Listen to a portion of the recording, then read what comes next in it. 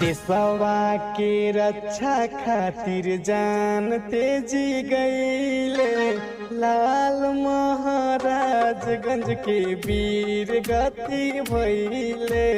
देशवा के रक्षा खातिर जान तेजी गईले, लाल महाराजगंज के वीर गति भइले।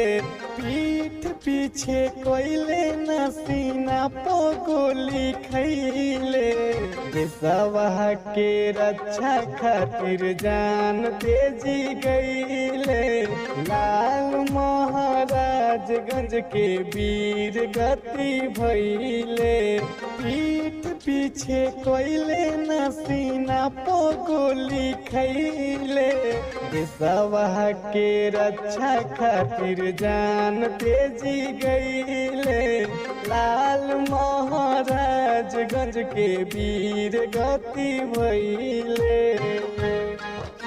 आओ झुककर सलाम करें उनको जिनके हिस्से में ये मुकाम आता है। आओ झुककर सलाम करें उनको जिनके हिस्से में ये मुकाम आता है। खुशनसीब होता है वो खून जो देश के काम आता है, जो देश के काम आता है।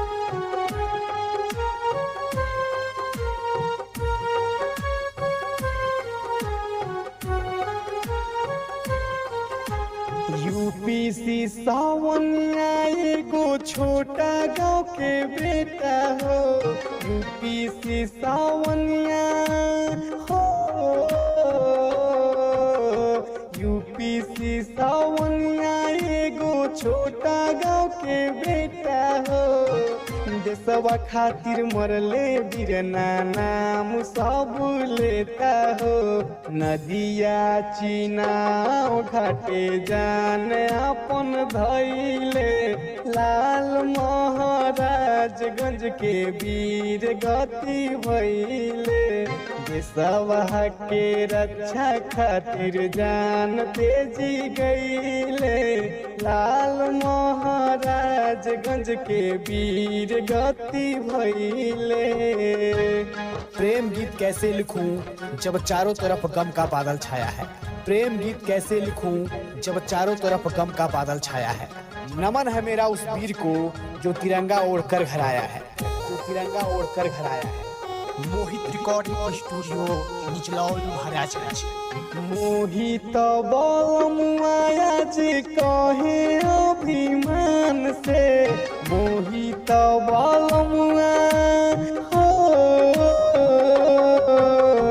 मोहित बलमुआया जी कहे अभिमान से। देश के जवानवा बदला लिया पाकिस्तान से, चंद्र बदन शर्मा अजमर के भी अमर भइले, लाल महाराजगंज के वीर गति भइले।